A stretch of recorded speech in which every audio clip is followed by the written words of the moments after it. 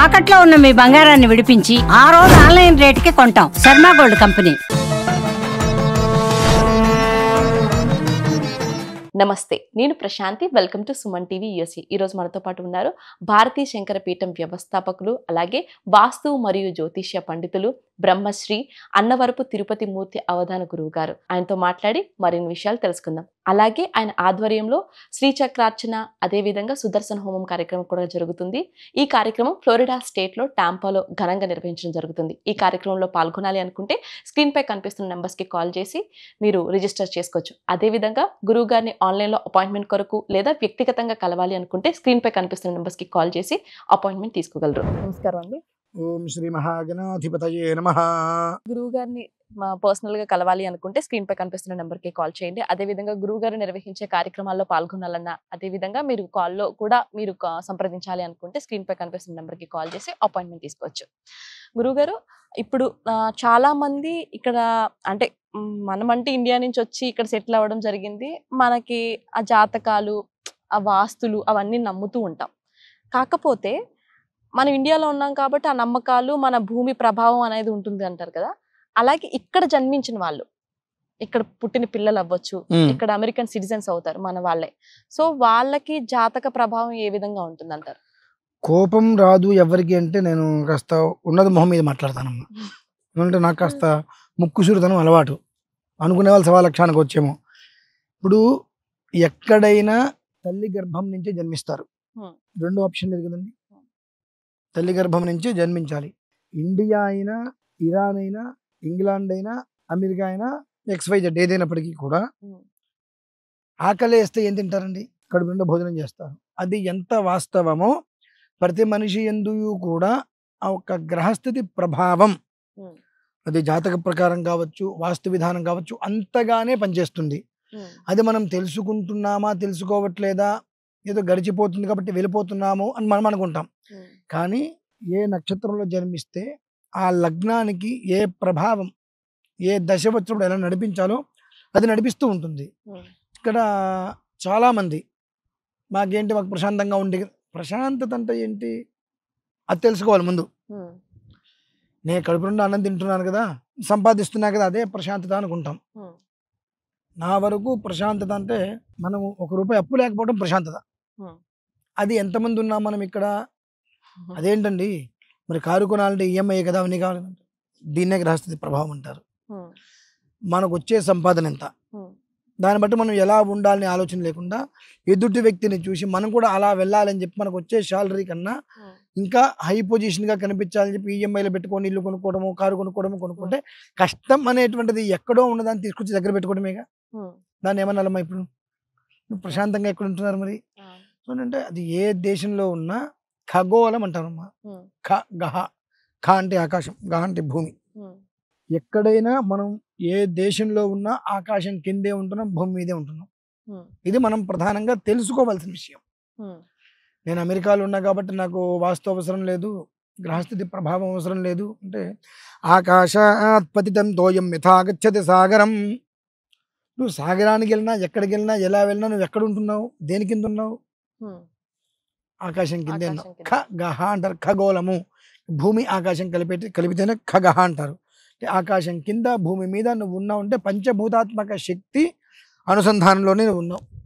కాబట్టి నీకు జరిగేటువంటి ప్రతి ఒక్కటి కూడా గ్రహ అనుసంధానాన్ని అనుసరించే, గ్రహగతులను అనుసరించే జరుగుతుంది. అది తెలుసుకొని దాన్ని అనుసరించి నడవడం ఒక విషయము. ఇప్పుడు ఎవరు తెలుసుకుంటారులే, ఎలాగో నడుస్తుంది కదా, కింద మీద పడుతున్నాం కదా అని వెళ్ళిపోయే వాళ్ళు కొంతమంది ఉంటారు. వాళ్ళ గురించి నేను మాట్లాడట్లా. కానీ తెలుసుకోవాలి అనేటువంటి జిజ్ఞాస ఉండి ఎలా తెలుసుకోవాలో దాని యొక్క విధానాలు ఏంటో తెలుసుకోలేక ఇబ్బంది పడే వారి గురించి నేను చెప్పేటువంటి విషయాలు. ఒక్కసారి అంటే మనకు ఏం నడుస్తుంది, వ్యాపారం చేస్తున్నాం బాగానే ఉంది, ఇవాళ 10 ఏళ్ళ క్రితం మొదలుపెట్టినప్పుడు ఎలా ఉందో ఇవాళకి ఇంచుమించు అలానే ఉంది. ఎదుగుదల ఏ కారణం చేత లేదు అంటే కొంతమంది ఈ వ్యాపారం నాకు కలిసి రాలేదు అంటారు. 10 ఏళ్ళ పాటు నేను కాపాడింది అది కలిసి రాలేదు అనే మాట అబద్ధం. గ్రహస్థితి ప్రభావం ఎక్కడో నీ జాతక రీత్యా ఏదో మైనస్ ఉంది. ఆ మైనస్ ఎక్కడ, ఏమిటి, లగ్నం నుంచి ఏ స్థానంలో ఏ గ్రహం ఉంది, ఏ దశ నడుస్తుంది, వాళ్ళ శత్రుత్వం ఎవరున్నారు, మిత్రత్వం ఎవరున్నారు, దానికి మనం చేసే వ్యాపారానికి అనుసంధానం ఎలా ఉంది అనేటువంటి విషయాన్ని ఒక్కసారి తెలుసుకొని దానికి ఏదైనా దోషాలు ఉండకుండా ఉండేనమాట అబద్ధం. కడుపుకి ఎలా అయితే మనం అన్నం తింటామో అలానే గ్రహస్థితి ప్రభావానికి దానికి తగ్గ దోష ప్రభావాలు అలానే మనిషిని రన్ చేస్తూనే ఉంటాయి. కాబట్టి దాని ప్రభావం ఎలా ఉంది అనేటువంటి విషయాన్ని ఒకసారి జాతకాన్ని పరిశీలింప చేసుకొని అందులో ఉండేటువంటి విషయాన్ని చూసుకొని ఆ గ్రహాలకు గ్రహ అధిదేవతలకు వాటికి పరిహార శాంతులు ఉంటాయి. వాటిల్ని పూర్తి చేసుకొని కొన్ని రక్షలు అనేటువంటిది పెట్టుకోదలిస్తే కొంతమంది దృష్టి మన మీద పడకుండా మనం చేసేటువంటి దానికి శుక్లపక్షములో చంద్రుడు ఏ రకంగా దినదిన ప్రవర్ధమానం చెందుతాడో అలా ముందుకి వెళ్ళటానికి ఆ ఒక్క మనిషికి పరిపూర్ణంగా చేయూతనిచ్చేటువంటిది గ్రహ బలం మాత్రమే. గ్రహ బలం తర్వాతే ఇంకా ఏదైనప్పటికీ కూడా దేనికి ఏం చేసినా ఎలా చేసినా ఎంత చేసినా ఎండ్ ఆఫ్ డే గ్రహ బలం అనేటువంటిది నీకు ఉందా లేదా అని చూసుకోవాలి.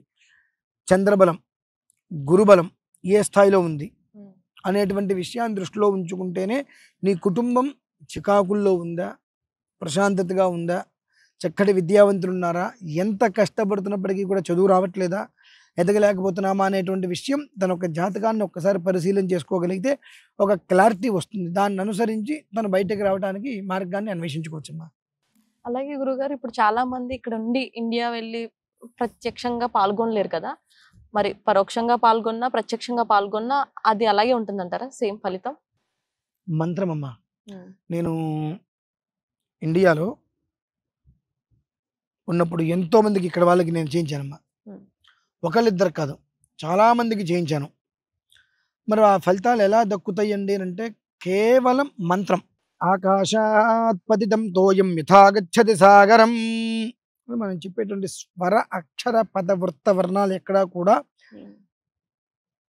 మిస్ కాకూడదు. ఓం నమస్తే అస్తు భగవన్ విశ్వేశ్వరాయ మహాదేవాయ త్ర్యంబకాయ త్రిపురాంతకాయ త్రికాగ్ని కాలాయ కాలాగ్ని రుద్రాయ నీలకంఠాయ మృత్యుంజయాయ సర్వేశ్వరాయ సదాశివాయ శ్రీమన్మహాదేవాయ నమః అనే ఒక మంత్రం ఉంటే ఆ మంత్రాన్ని నాకు నచ్చినట్టు నేను చదివితే కుదరదండి. అది కొన్ని లక్షల సంవత్సరాల నుంచి ఆ మంత్రంలో ఒక అక్షరం మారలా, ఒక స్వరం మారలా, ఏది వర్ణన మారలా. దాన్ని అనుసరించి చక్కగా చెప్పినప్పుడు మనం ఎక్కడ ఉన్నా ఎలా ఉన్నా ఆ ఫలితం అనేటువంటిది రావాల్సిందే. మీరు మీ ఇంటి దగ్గర ఫ్లగ్ పెట్టారు, ఆ మూలకి ఎక్కడికో 2 కిలోమీటర్ల అవతల లైట్ పెట్టారు, కంచి వైర్ పెట్టారు. మీరు లైట్ ఇక్కడ వేస్తే అక్కడ స్విచ్ వేస్తే అక్కడ లైటు వెలగాల్సిందే. వెలగలేదు అని అంటే వైర్లో ఏదో ప్రాబ్లం ఉంది, లేదా బల్బు ప్రాబ్లం ఉంది, లేదంటే పవర్ ప్రాబ్లం ఉంది. ఈ 3 చక్కగా ఉన్నాయంటే లైట్ వెలగాల్సిందేగా.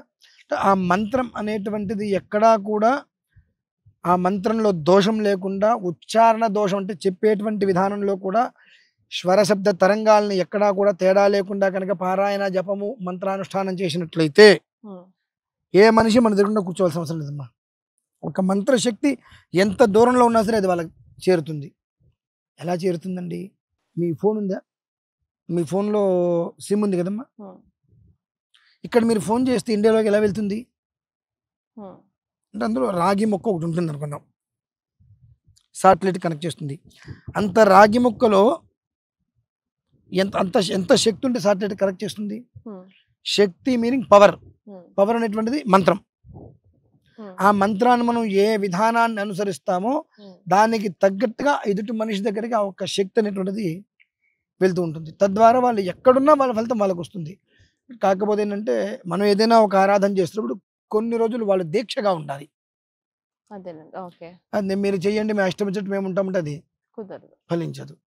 కాబట్టి మేము ఒక 5 రోజులు 6 రోజులు 10 రోజులు ఏదైనా చేస్తున్నాం అన్నప్పుడు సో వాళ్ళు దానికి తగ్గట్టుగా వాళ్ళు కూడా అన్ని రోజులు దీక్ష అనేటువంటిది మెయింటైన్ చేస్తే అది అనుసంధానం అవుతుంది. అంటే 2 చేతులు కలిస్తే చప్పట్లు, ఒక్క చేయి ఊపితే చప్పట్లు. మేము చేసేటువంటి మంత్రశక్తికి మంత్రానుష్ఠానానికి మీరు చేసేటువంటి ప్రక్రియ అంటే ఇంట్లో కాస్త కొంత దీక్ష ఇంట్లో ఉన్నప్పుడు ఆ విధానాన్ని అనుసరిస్తే అలా బ్యాలెన్స్డ్గా జీవితం వెళ్తుందమ్మా. ధన్యవాదాలు. పరమేశ్వర.